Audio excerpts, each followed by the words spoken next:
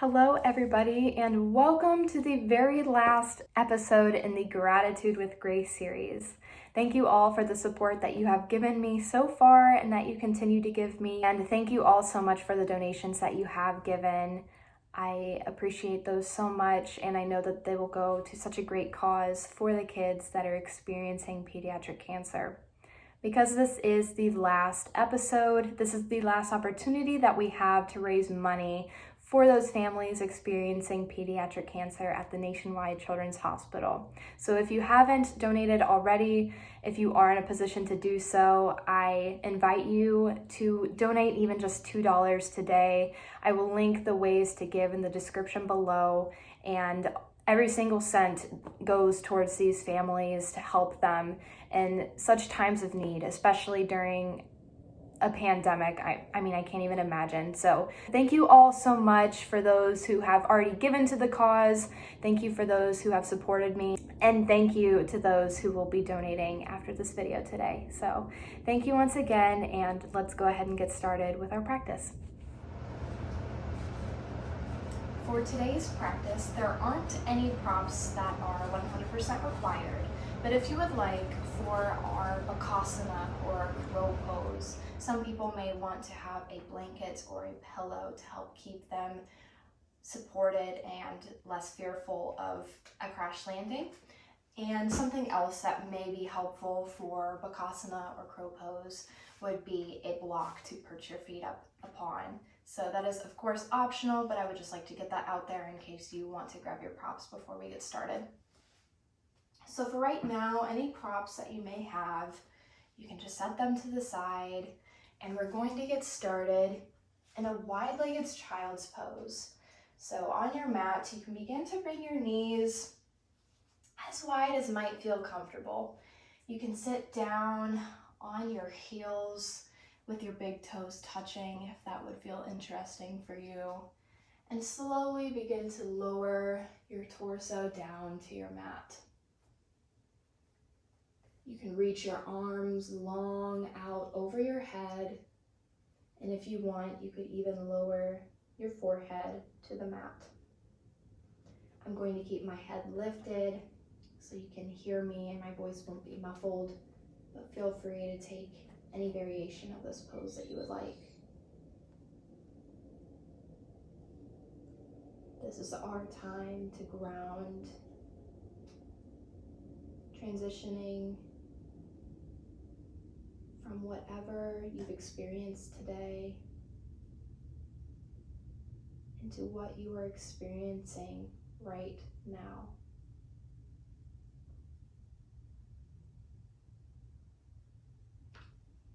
Feel into the parts of the body that meet the mat.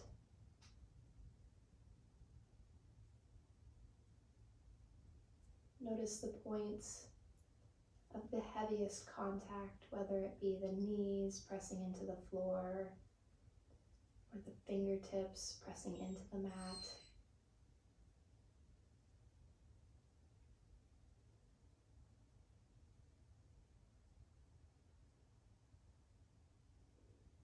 Notice if you feel a sense of stretching or a sense of openness throughout your hips, the muscles in your hips, through this wide-legged child's pose.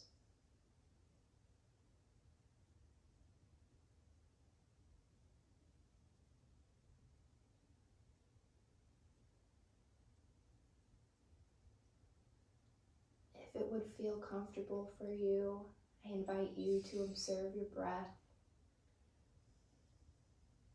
noticing how it feels with each inhale and each exhale.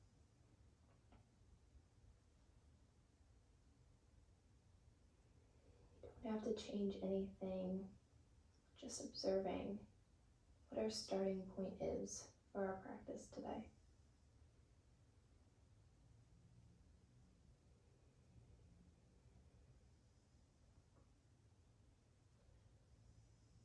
From here, I invite you all to take one deep breath in and an audible exhale.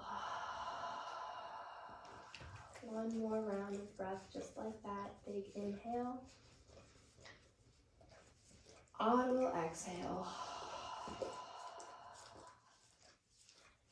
When you're ready, you can slowly begin to walk yourself up to seated. If it's comfortable for you, you're welcome to stay seated on the heels. If that creates too much pressure in the ankles or in the feet, you're welcome to come into a crisscross applesauce or a Bakasana pose.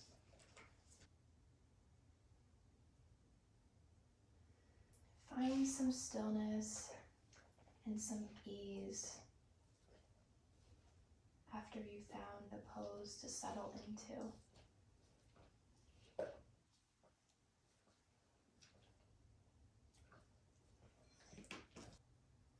You can stay where you are. I'm just going to transition myself to face the camera. From your seated position, gently and slowly, like you're moving your arm through water, begin to place your right fingertips on the ground on the right side. Feeling a sense of lengthening through the arm. You could even bring the left ear towards the left shoulder. Seeing if that would feel good to wake up your neck, the muscles, the arm, and breathe.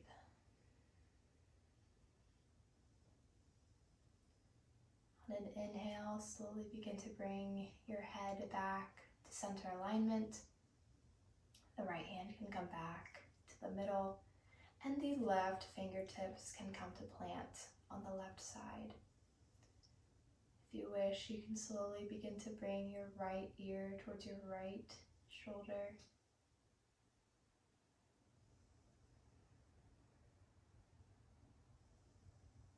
Maybe you close off the eyes, sinking deep into this body experience.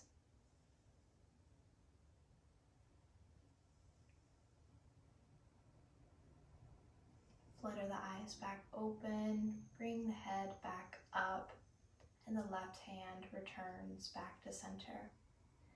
Taking a spinal twist over to the right side, the right hand can come behind you, maybe planting on a block or on the floor to help twist you. Inhale to lengthen the spine up towards the sky, and exhale, using the abs to help twist you towards the right side of the room.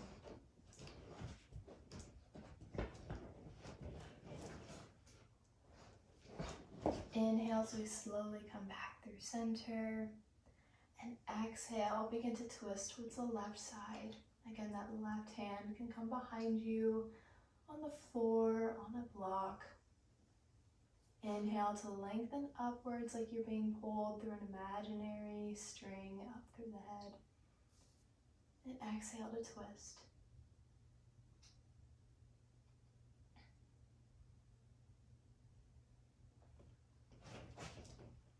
Inhale to unravel and come back through center. And we will meet as we transition into our tabletop pose. If this is a bit sensitive on your knees today, you're welcome to take that blanket or pillow underneath the knees for a bit of added cushion. On the inhale, drop your belly, lift your chest and your gaze, cow pose. You could even have a little bend through the elbows. Exhale, the navel draws in and up as you curve the spine outwards for cat pose. Inhale, drop the belly, lift the gaze for cow. And exhale, the spine curves out. Feel into this cat pose and notice how the shoulder blades feel when you press into your hands. Inhale, drop the belly, lift the chest. And exhale, back through cat, being aware of what this cat pose feels like for you. Inhale, we come through a neutral spine. If it would feel interesting for you today, on an inhale, begin to bring your right leg back behind you, keeping the right toes pointed towards the floor. On an exhale, begin to bend through the right knee and bring the right knee to kiss the right elbow. Inhale to straighten back through the right leg. Exhale, right knee to right elbow. Inhale, straightening through the leg. Exhale, the knee kisses the elbow. One more time, inhale, extend through the leg. And exhale, the knee comes to the elbow. Slowly bring your right knee back down, meeting back the neutral spine in our tabletop. On your next inhale, I invite you to bring your left leg to extend long behind you with the left toes pointed towards the floor. Exhale, bending through the left knee comes to kiss the left elbow. Inhale to lengthen the left leg back behind you. Exhale to crunch. Inhale to lengthen. Exhale to crunch. Maybe feel a bit of heat being built. Inhale to lengthen. One more time. Exhale to crunch. And inhale, lengthen. The left knee can come back onto the ground as we meet back in our table. Tuck the toes. And if it would feel okay, you can bring the hips up and back for downward facing dog. You can begin to warm up the muscles of the legs by bending the knees generously and pressing one heel down to the mat at a time.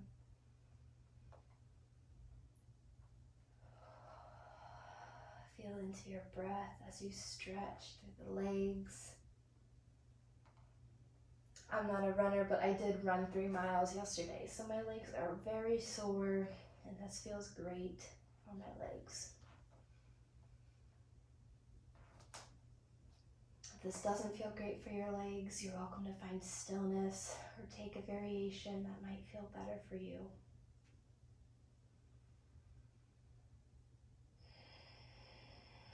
Gently bending through the knees, and very slowly begin to walk your feet towards your hands as we come into a forward fold at the front of the mat.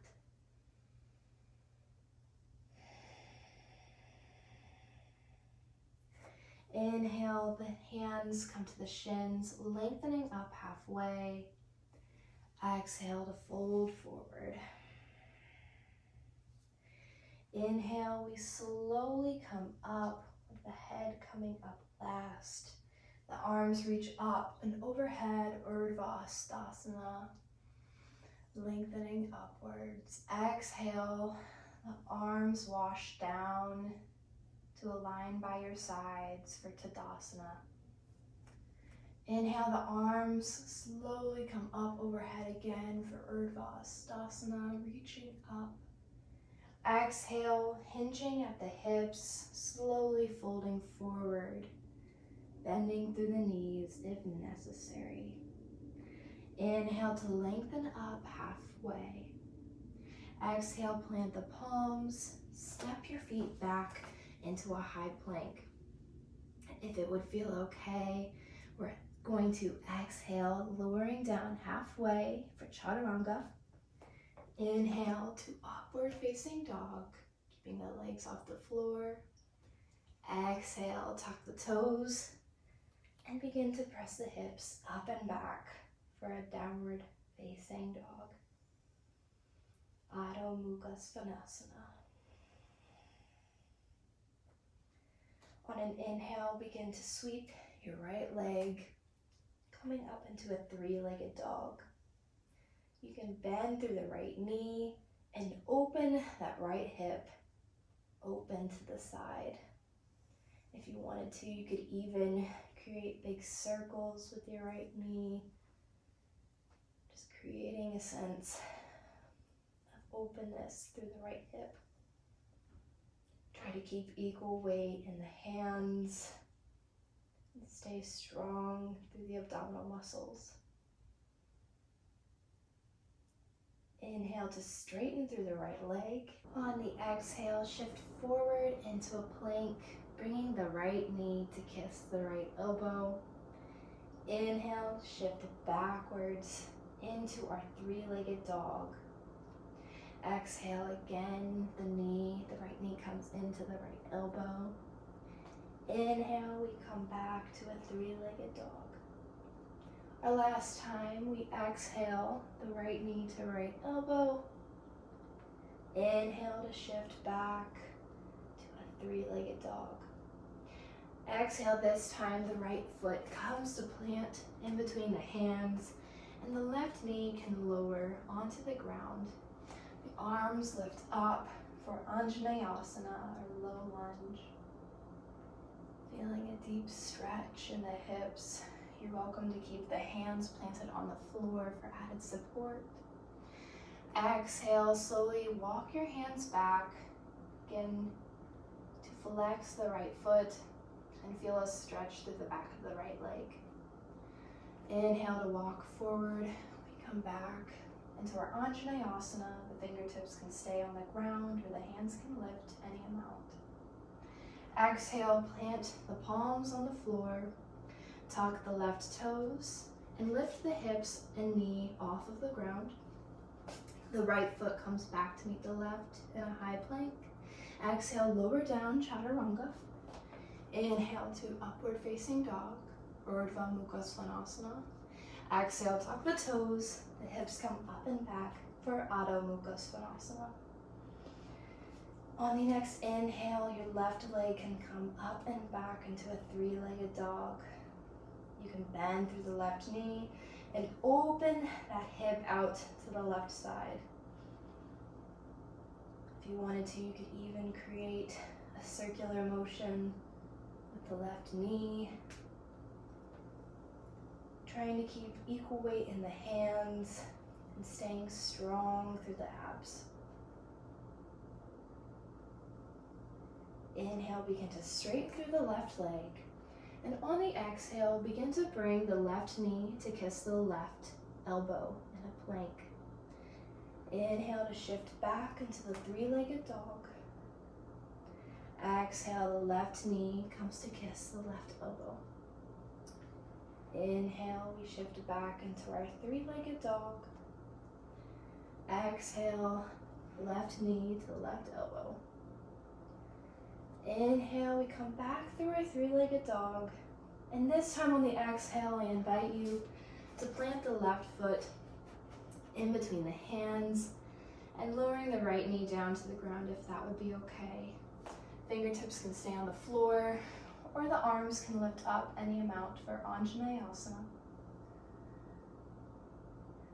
Breathe and feel the sinking sensation, the stretching sensation of the left hip. Exhale to shift back, flexing through the left foot, feeling the stretch through the back of the left leg. Slowly begin to walk the fingertips forward as we transition back to our Anjaneyasana. And exhale, plant the palms to frame the left foot. Tuck the right toes, lift the hips up, and step the left foot back to meet the right. Exhale, lower down, chaturanga. Inhale to upward facing dog. Exhale to downward facing dog. Stay here for 4, 3, 2, and 1. On your next inhale, the right foot sweeps to plant in between the hands. Exhale, the back foot comes parallel to the back edge side of the mat. Inhale to rise up for warrior two, opening out to the side, arms in a T.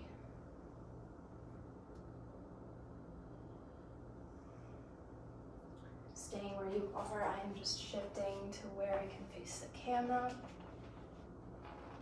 We open out to the side for goddess pose. You can bend through the knees any amount and keep the arms lifted, but the elbows bent, the fingertips towards the ceiling. Continue to hold this goddess pose for 3, 2, and 1. I invite you to walk your feet a little bit closer together, feeling like we're in an awkward goddess pose. And slowly begin to lower your hips down with control as we come into Malasana, our yoga squat. You may have to bring your feet a little bit further in towards one another. In Malasana, try to keep the spine lengthened and lifted, not crouching forward, but creating space through the spine. You could even keep the hips and butt lifted off of the mat. And with your hands at heart center, you may even use your elbows to press your knees out towards the sides, helping to open your hips up. From our Malasana, we finally have made it to our time of play into our Bakasana or crow pose. To transition into our crow pose, you can stay in this Malasana position, bringing your hands onto the ground ahead of the feet. You can begin to lift the hips up to the ceiling, keeping the knees either on the outside of the arms or resting on top of the upper arms. You want to shift your gaze to a spot that is forward, so we're not looking straight down at a point in between the hands, but look forward of where you're at. You could even begin to shift your weight into your hands slowly. Maybe you lift one foot off of the floor at a time, tapping the toes up and down. If you have that blanket or pillow, this would be a good time to use it. You can place it ahead of your head area in case you do have some sort of crash landing. So that way you have a bit of a softer area to crash upon. And with the block, it is helpful for some people to perch the toes up on them, so that way your feet are still grounded on an area, but yet you're shifting more weight into your hands. If it would feel interesting, I invite you to maybe tap the toes off of the ground one at a time. Maybe begin to fly and lift into your crow pose. 2 other tips that I have for crow pose.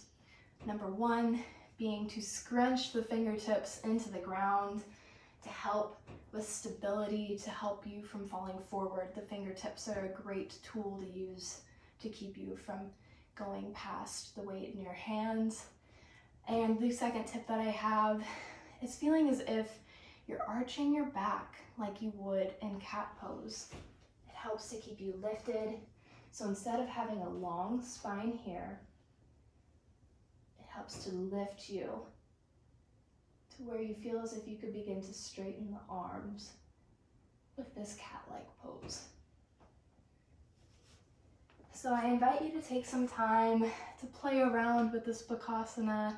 You could pause the video, rewind the video, do anything that you'd like to get yourself feeling a bit more comfortable with this pose. And if you don't get it today, no worries. This video will be here on YouTube for a long time for you to return back to and continue working towards your Bakasana. And if you fall out of it, don't worry. As always, you just come right back into it. That's the beauty of yoga. So I will do one more Bakasana for good measure. playing around with my own practice.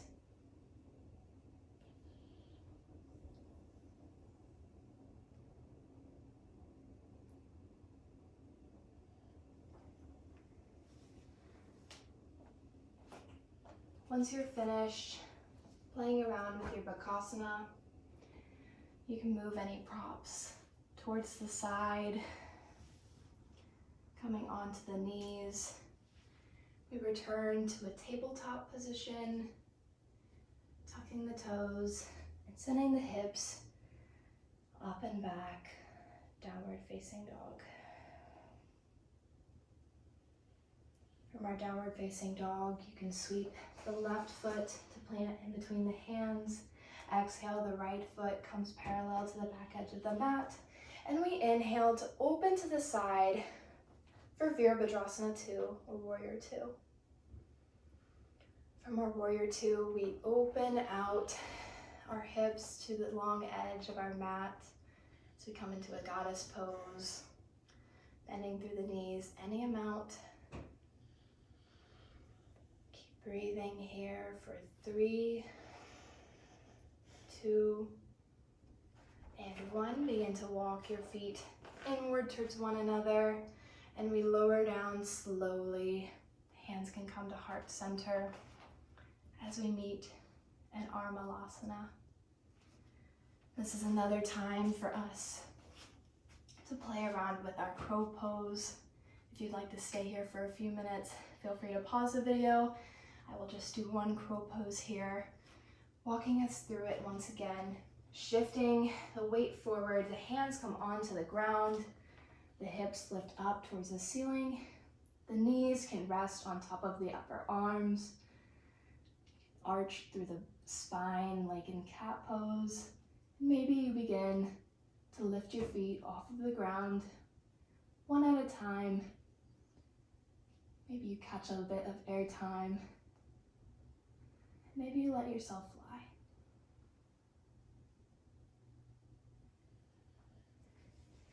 When you're finished with your crow pose, we can come back to sit on our heels. Hands can rest on the thighs, or maybe you take a few moments to roll through the wrists, as arm balances can be quite a strain on the wrists.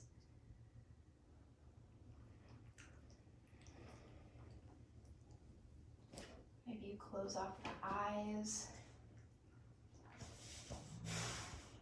catching up with the breath.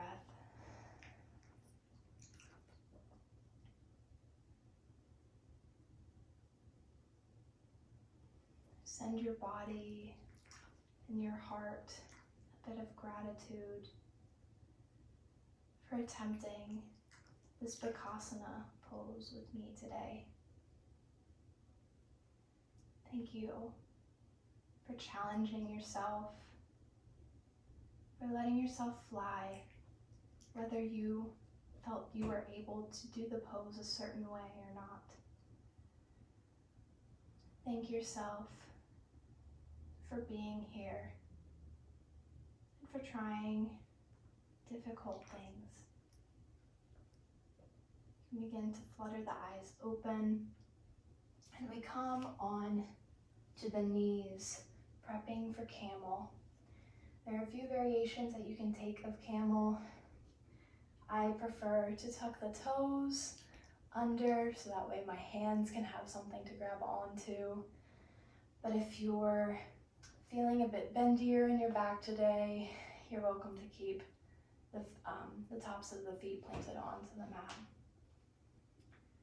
To start out, I invite you to bring the palms of your hands to rest on the low back, with the elbows coming behind you, with the elbows pointing behind you. Staying controlled and strong through the abs, begin to bend back any amount.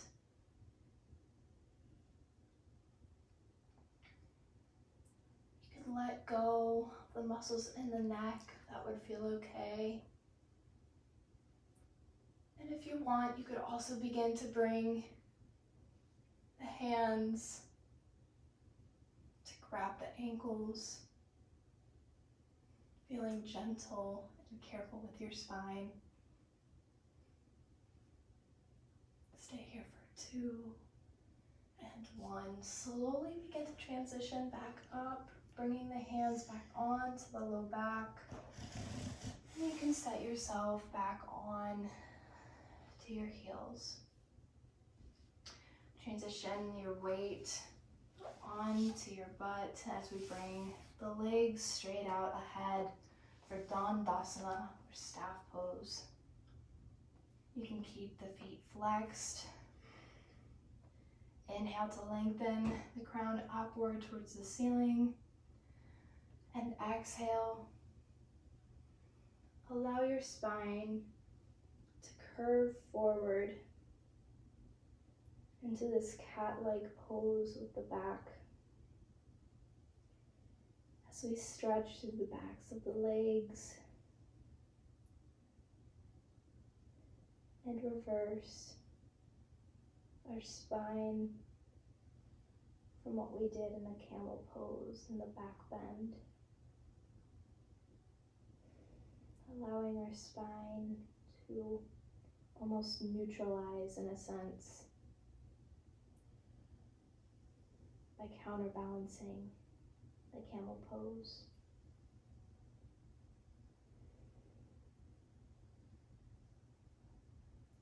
Slowly begin to roll your upper body back up to seated.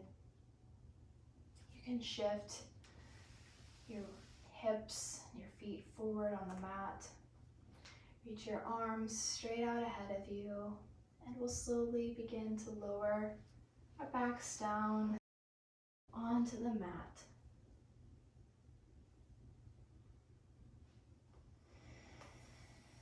Find the soles of the feet to come together, bending through the knees, and opening through the hips for Supta Bakasana. The hands could rest on the low belly. Maybe you even make a heart-like shape. I don't even know if you can see this. A heart-like shape with the hands to rest on your low belly. As if to send yourself a bit of love.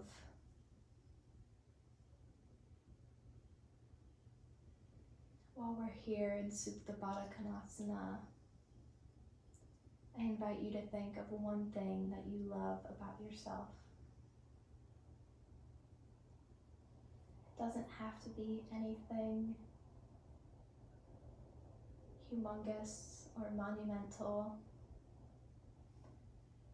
It could just be, I love that I woke up earlier today to get some homework in this morning. Or I love how strong my arms are in chaturanga. It could be anything. As simple or as complex as you want it to be.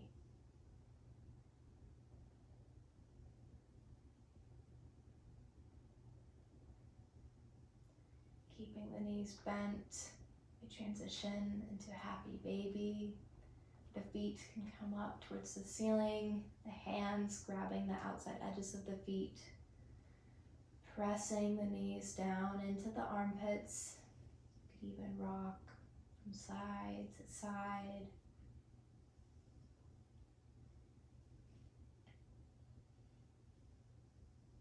And eventually, you could begin to send your legs long on your mat, coming in to Shavasana. Finding a pose that best supports your body today. And I invite you to make adjustments that might even make yourself feel 5% more comfortable.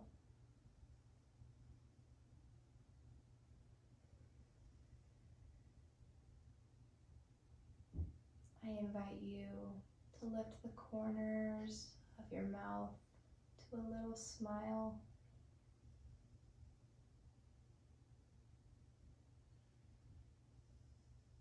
Keeping the eyes closed, you can begin to send your awareness towards your breath.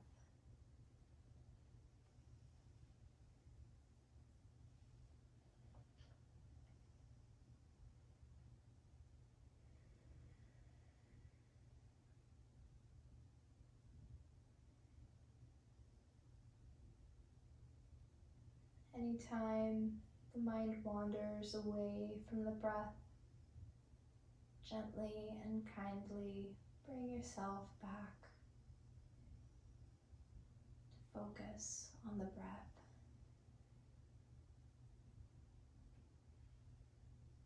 I will leave you here in Shavasana. I invite you to stay for however long feels necessary, and I'll see you some other time. Thank you for attending my practice, and I'll leave you here in our final resting pose.